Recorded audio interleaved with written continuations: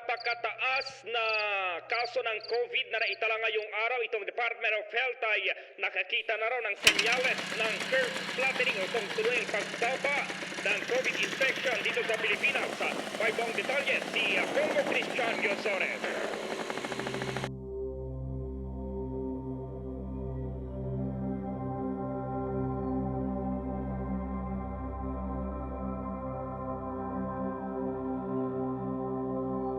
Sa kabila ng nakakatakot na pandemya, habang nagkaka-lockdown sa buong bansa, bawat isa'y nasa bahay na upang enhance community quarantine ay mahigpit na isagawa.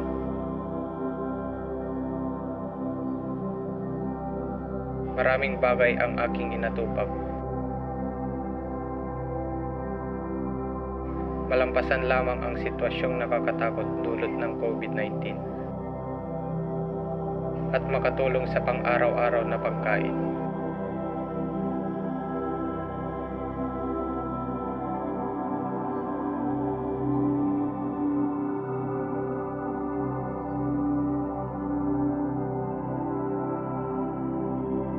Dito sa aming munting farm, kami na malagi. Dahil alam naming dito ay COVID-free. Sariwang isda, karne, prutas at gulay aming kinakain.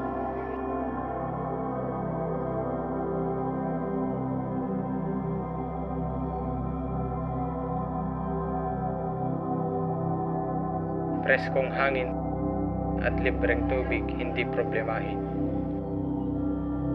Ako'y nag-e-enjoy sa aking daily routine. Mga alagang pato, pabo, manok ang aking pinapakain.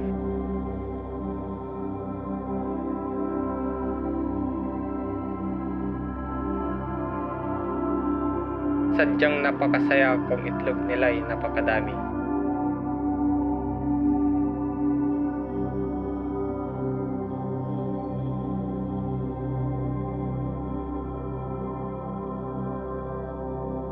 Pera ito mataginting pag ito'y pinagbibili.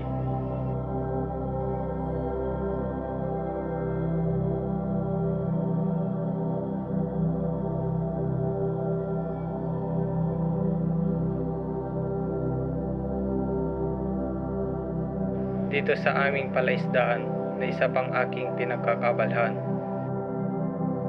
pagpapakain at pamimingwit ng tilapia na aming inuulam.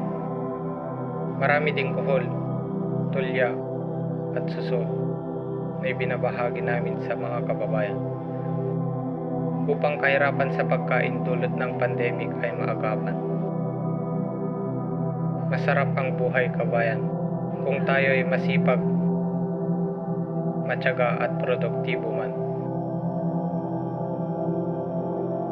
Kahit dumating man ang sakuna o unos sa buhay, hindi tayo matitinag at maaabala kailanman. Kaya payo ko sa inyo mga kabayan, SAP o ayuda ng gobyerno, di ikagalit o pag-aawayan kung di nabigyan. Sa halip, magsikap at magtrabaho kung kailangan. Upang buhay na kaaya-aya, ika'y mapagtagumpayan. Isulong ang agrikultura, huwag natin itong ikahiya.